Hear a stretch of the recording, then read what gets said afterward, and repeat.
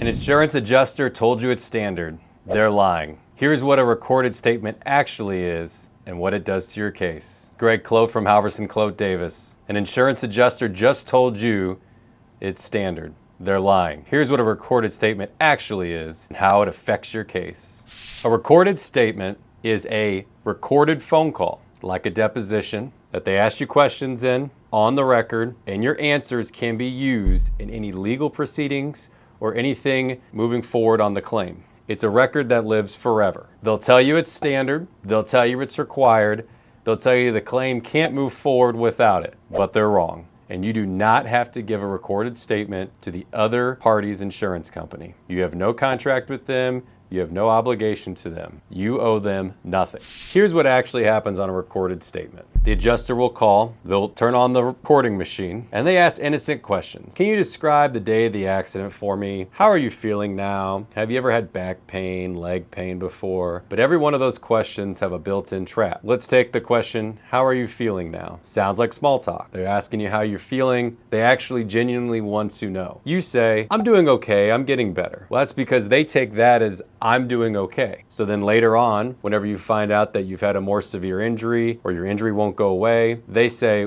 well, how come when we talked 3 days after the accident, you said it was getting better? So no, it couldn't be related to the accident because you told me it was getting better. They use this to try to twist your words to lower the value of the claim. They ask you the question, have you ever had back pain before? Well, sure, we've all had back pain before, but you might have hurt your back shoveling snow in 2018, and after a few Advil and some rest, it went away. But what if the back pain now is the cause of a disc bulge, herniation, that is the cause of an acute injury from a car accident? Well, that's different than before. But what they try to do is ask you that question, lock you in that you've had back pain before, and then they'll say, oh no, your back pain isn't from the accident. It's just a continuation of what you had from before. They ask, can you describe what happened? They want to know your version of the events. Your adrenaline's pumping, you're trying to remember everything with or without inconsistencies. But sometimes you remember more maybe the next day or the day after when you've had time to replay the accident, think about it. But they have you locked into that chain of events. You may have said, you know what, actually, their car was a different color. I saw their brake lights. They turned in front of me. They didn't have a blinker. But if you've already told them your version of the events, they have you locked in to the story. Here's what most people don't understand. Recorded statement is not to ask you your version of the events or what happened. They know what happened. There's police report, there's photos. They get the statement from their own insured. The only purpose a recorded statement serves is to try to trip you up and to get you to say something that may affect your case and hurt the value of it. Now, one caveat is that if you have an uninsured motorist claim or an underinsured motorist claim and you're going through your